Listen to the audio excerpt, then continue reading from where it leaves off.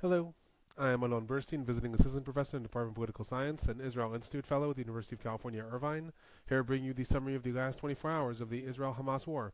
It is currently the evening of January 12, 2024 in the United States, the morning of January 13, 2024 in the Middle East. Starting with the hostage situation, the reports from yesterday have now been confirmed. Israel announced that Qatar has brokered a deal to transfer medical supplies to the hostages that are held in the Gaza Strip in exchange for Israel increasing medical supplies that are permitted to enter into Gaza. According to reports, this is going to commence in the next several days. The medicines for the hostages focus primarily on those with chronic illnesses such as heart disease, kidney disease, and asthma. The transfers themselves to the hostages are supposed to happen through the Red Cross. However, at this point it is unclear how Israel is going to confirm that the medicines actually get to the hostages. There's a lot of pressure in Israel from the families of the hostages to have photo proof that the medicines do get there. At this point, the mechanism is unconfirmed. Also important to note that while in Israel this is being stated as a done deal, Hamas itself has not actually confirmed this as well, at least publicly. So Israel would probably not be announcing this if it wasn't officially signed with Qatar, but Hamas has publicly at least not said anything about this, so that has to be noted as well. Continuing to the ongoing fighting in the Gaza Strip, rockets and mortars were sent from the Gaza Strip, targeting primarily the southern areas of Israel in the last 24 hours. Rockets targeted the areas of Saad, as well as Kfar Aza, Alumim, Netiv Asara. There were also rockets sent after a long time to Ashdod and to the Nitzan areas. Regarding the fighting within the Gaza Strip, the northern parts of the Gaza Strip, there are reports that the IDF bombed an area in the As-Savara neighborhood in the heart of Gaza City. This is noteworthy because in the last several days there's been more and more reports of bombings that are occurring in Gaza City itself. The IDF has taken over Gaza City, but there are still pockets of resistance there, and there's increased aerial bombings that are being reported. In the central parts of the Gaza Strip, in the El Maghazi refugee camp, the IDF is continuing its activity to take over the camp and is pouring more and more forces into the refugee camp. There are reports of substantial gun battles throughout the camp. Throughout the day, 20 Hamas operatives reported killed, and the IDF is confirming that one of them is the commander of Hamas's Nukhba force in the camp. In addition, in the neighboring camps of El Bureij refugee camp and El Nusrat refugee camp, there's major IDF activity reported and lots of gun battles also. At least 30 Hamas operatives are reported killed according to the IDF. In addition, another substantial weapons manufacturing center was discovered. The IDF also continued its operation in El Bureij, assisted by drones. There's also a lot of aerial activity reported in the El Bureij refugee camp. Moving to the southern parts of the Gaza Strip, in the Han Yunis area, the IDF is continuing to expand its operations throughout the city. Substantial activity is reported in many different parts. Heavy armor division and artillery units were reported specifically in the southeastern parts of the city, as the IDF is continuing to pour more and more units into there as well. Today, Hamas headquarters was attacked from the air in Han Yunis, killing 7 Hamas operatives. According to the IDF, this includes a Nukhba commander who took part in the October 7th attack. The IDF also announced today that out of the 4 Hamas Han Yunis brigades that were held up in the city, the northern one has been completely destroyed, and the eastern one is close to being dismantled. The IDF is now focusing its activity towards the western parts of the city and the southern parts of the city to tackle the different brigades there, and according to different reports, the IDF is also sectioning some of its forces to continue to secure the northern parts of the city, as the IDF turns its focus more towards the central parts of the Gaza Strip as well. In Rafah, there were bombings reported today in the Ash-Shoka neighborhood in the eastern parts of Rafah. In addition, there was reported today that the IDF is currently completing its operational plans for the Philadelphia line, that is the border between the Gaza Strip and Egypt that cuts the city of Rafah in half. According to different reports, part of this operational plan is the IDF's intent to take over the Philadelphia line, as the IDF has come to the conclusion that it has to control the Philadelphia line in the event of any truce or long-term ceasefire to avoid Hamas from continuing its weapon smuggling and rebuilding itself. This has been a major source of contention with Egypt, with different sources stating that the IDF is planning to take over the Philadelphia line, the IDF stating that it is not, Egypt stating that it still has its forces in the Philadelphia line and will not accept only Israeli presence there. Right now, the leak at least is that the IDF is planning its operations along the Philadelphia line. Other news related to the Gaza Strip. In an interview to the US-based Ahora network today, IDF spokesperson stated that the IDF is continuing to dismantle Hamas capabilities and has thus far killed 9,000 terrorists, crippling the movement's military, tunnel network, and weapons manufacturing capabilities. He added, and I quote, "Israel does not plan on forcing Gazans to leave to other countries, and the residents of northern Gaza will be permitted to return to their homes when conditions allow it." Other news, the IDF put out a summary today stating that since the ground invasion began, it has located and dismantled over 700 launching sites that Hamas had spread throughout the Gaza Strip, and that most of these were located in areas such as mosques, schools, and graveyards. Other news, eyewitnesses today reported that more and more Gazan civilians are seen trying to make their way back up north. Right now, these are just reports from eyewitnesses. There's no reports from the IDF or the UN that there's any substantial movement up north. However, this is the second time that such eyewitnesses are being reported. Regarding casualties, 14 IDF soldiers were reported injured in the Gaza Strip in the last 24 hours, bringing the total number of IDF soldiers that were injured in the Gaza Strip to 1,217. The Palestinian Health Ministry in the Gaza Strip is reporting that 151 Palestinians were killed in the Gaza Strip in the last 24 hours, bringing the total number of Palestinians that were killed in the Gaza Strip since the war began to 23,708. There are also reportedly 60,005 Palestinians that are confirmed injured, and upwards of 10,000 that are still buried under the rubbles of the different buildings. Moving on to the humanitarian situation, the Palestinian Jawal Communications Company today announced a complete crash of telecommunications in the Gaza Strip, including landlines, cell phones, and internet. The company stated this is a result of Israeli attack. At this point, it is unclear if the reference is to infrastructure and power lines or communications lines collapsing, or a deliberate Israeli attack against communications and shutting down communications array. In addition, one report from Gaza stated that communications were slowly resuming. However, other reports did not. So at this point, that is unclear. Other news, the UN Undersecretary for Humanitarian Affairs, Martin Griffiths, stated today that hunger and disease are continuing to spread in the Gaza Strip and that people are desperate for shelter. He added that efforts to supply humanitarian relief to the northern parts of the Gaza Strip continue to be foiled. This is something that the UN is starting to now emphasize more and more, that unlike in December, when upwards of 70% of the missions that were destined for the northern parts of the Gaza Strip to resupply hospitals there with fuel and resupply different pharmacies with medicines and also bring food and water were able to get to the north. Apparently, according to the UN, since the beginning of January, only 21%, 5 out of 24 planned deliveries of food, water, and medicines were able to successfully get to the northern parts of the Gaza Strip. There's also reports that water and wastewater sanitation plants in the north, specifically in the Jabalia refugee camp, are collapsing, and that this is going to be a vast contributor to the spreading of disease and worsening the humanitarian situation in the northern parts of the Gaza Strip.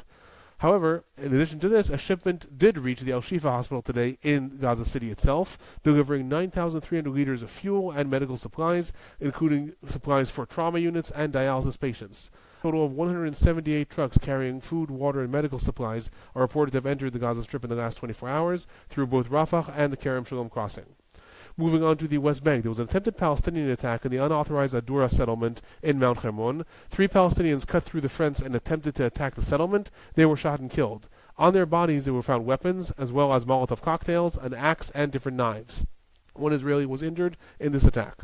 Regarding IDF activity, there was substantial IDF activity reported in the Nur Shams refugee camp near Tulkarem. Major confrontations erupted, and Palestinians reported that massive infrastructure damage was left after the IDF raided the camp. Other activity was reported also in the Yabed camp near Jenin, where confrontations erupted during house searches. There are no reports about how many arrests were made in the West Bank in the last 24 hours. Other news, the Palestinian Health Ministry in the West Bank reported that a 19-year-old Palestinian, Khalid Zbeidi, was beaten to death by IDF soldiers in the Zayta village near Tulkarem. There is no other reports regarding what was the situation or the confrontation that erupted. However, this report did come out from the Palestinian Health Ministry. Moving on to the northern parts of Israel, southern parts of Lebanon. Rockets and missiles were sent from southern Lebanon towards Israel. These targeted the areas of Hanita in the western Galilee. There were also 2 missiles launched towards the Malachia area in the upper Galilee. Hezbollah also claimed responsibility for 3 different attacks against IDF outposts along the border. Usually these are shooting attacks or attempted infiltrations. Regarding IDF retaliations, there was a series of retaliations carried out in the villages of Lavona and Ramia and Ita Sha'ab. The targets included different infrastructure of Hezbollah and launching sites. Al-Manar also reported an IDF retaliation in the El Jabin area and in Tir Kharfa. Al-Akhbar also reported that a Lebanese civilian was injured in an IDF attack in the Kila village. The IDF did not reference these specific retaliations. Other news related to Lebanon, amidst Amos Hochstein's visit to Lebanon yesterday, Lebanese Prime Minister Najib Mikati today stated that it is not possible and not logical to discuss a return to calm in Lebanon alone, as the situation in Lebanon is inherently tied to the situation in Gaza. According to Mikati, the ceasefire in Gaza has to be tied in to any return to calm in the situation in Lebanon, and only then can further discussions be had regarding the future of Hezbollah. Likely what is happening is he is under a lot of pressure by Amos Hochstein's visit to start figuring out how a diplomatic solution can come to be. However, as a counterbalance internally in Lebanon, there's a lot of pressure from Hezbollah to not return to any calm as long as the war is going on in Gaza, and that is probably the result, that's probably the reason for the statement now. After yesterday in his meeting with Amos Hochstein, the tone was very different, and there was a talk of returning to calm in Lebanon alone. Moving on to the regional development, after the attack that the coalition forces launched against the Houthis yesterday, tonight there was a second round of attacks. These focused in the Sana'a area, that is the capital of Yemen. According to reports, a small array of targets were attacked, specifically different radar stations. More information came in throughout the day about yesterday's attack. According to reports, 30 targets were attacked in 3 different cities, with over 150 bombs and missiles. According to different reports, the attacks were against the main radar capabilities of the Houthis. According to the Houthi spokesperson, 5 Houthi operatives were killed in this attack and 6 were wounded. According to the Houthi spokesperson Yahya Saria, 73 targets were attacked in total by the coalition. Today there was an attack by the Houthis against an oil tanker in the area south of Aden. According to different reports, the Houthis attacked this oil tanker because they mistakenly took it for a British tanker. In fact, it was a Russian ship. Other news, in a radio interview to El Miadin, a U.S. military source stated that since October 17th, over 130 attacks were carried out against U.S. bases in Iraq and Syria, 53 of these in Iraq and 77 of these in Syria. This gives us some summary of what we've been reporting every week, that there have been random attacks here and there, usually by either Hezbollah and Iraq brigades, or the militant brigades of Islam, or different Iranian affiliates. According to the United States, over 130 attacks against U.S. bases in Iraq and Syria throughout this war. Moving on to some of the political and general trends from the last 24 hours, today concluded the second round of the preliminary hearings in the International Court of Justice, the ICJ. Israel today presented its defense against South Africa's accusation of genocide. In Israel's opening statements, the defense team gave graphic descriptions of Hamas's October 7th attack, emphasizing that they're not stating that the attack justifies violating the rules of war. However, that these are presented as context for why Israel went to war with Hamas and the Palestinian Islamic Jihad, and why it refuses to stop the war now. South Africa was also accused by Israel of focusing on the horrible tragedies of war, which Israel recognizes, but making Hamas disappear from the entire narrative. Examples were given about how South Africa focused on the destruction of buildings and hospitals, ignoring Hamas's use of them for military purposes, which makes them legitimate military targets, as well as ignoring Israel's activity in order to try to evacuate them before they are attacked. Malcolm Shaw, who was the chief representative of Israel, added that the use of force unto itself does not substantiate genocide, and that Israel's actions in the Gaza Strip are proportionate and aimed only against armed forces. He stated, and I quote, "There may be claims of military force operating against the law. However, these will be dealt with by Israel's independent judiciary system. Israel itself operates according to international law." So this is something that's important to understand when it comes to the international court system.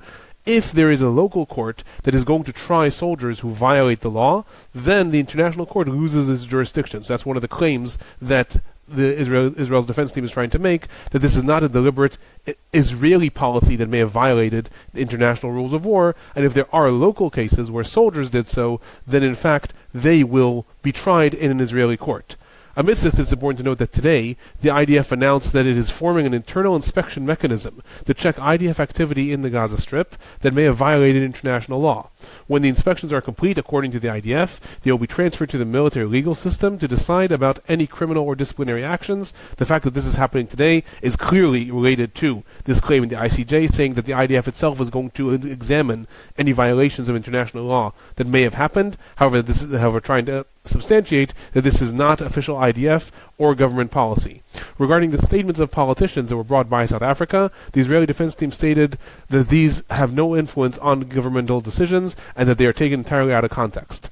Other news related to ICJ, Germany today issued a statement that is going to ask to join the proceedings as a third party, rejecting the allegations against Israel and calling upon its own history and its understanding of the need to prevent genocide, and saying this is a cynical use of the court to attack Israel. Other political news in the last 24 hours, Turkish President Erdogan stated that Turkey is supplying South Africa with documents for the ICJ case and believes that Israel will be found guilty. He also condemned the United States and the United Kingdom for their attacks against the Houthis, adding that they are trying to turn the Red Sea into a sea of blood. He also said that he has reports from the Houthis that they were able to defend themselves. In addition to this, Hamas also condemned the coalition's attacks against the Houthis, stating, and I quote, "Washington and London must re-examine their colonial policies by respecting the sovereignty of Arab states that will not stand idly by when faced with the Zionist crimes." Moving on to the future of the Gaza Strip. Concluding his Middle East trip, Secretary of State in the United States, Antony Blinken, reported encouragement. During his Middle East trip, he met not only in Israel and in the West Bank, but he was also in Bahrain, Turkey, Egypt, and a series of other places. However, despite this encouragement, the New York Times today confirmed that the administration in the United States is extremely frustrated with Israel's lack of plan for the day after the war.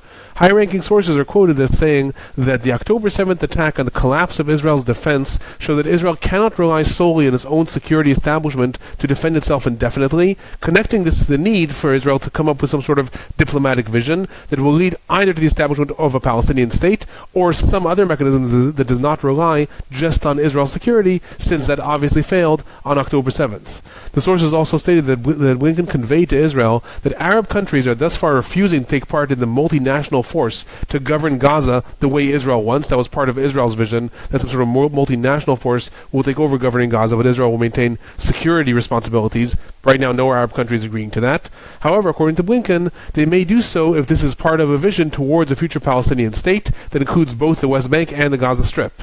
Blinken reportedly also suggested that Saudi Arabia may accept an expedited normalization with Israel if this is part of the vision towards establishing a Palestinian state. However, that he was again frustrated that in Israel this is still met with refusal to come up with any sort of vision for the future after the war.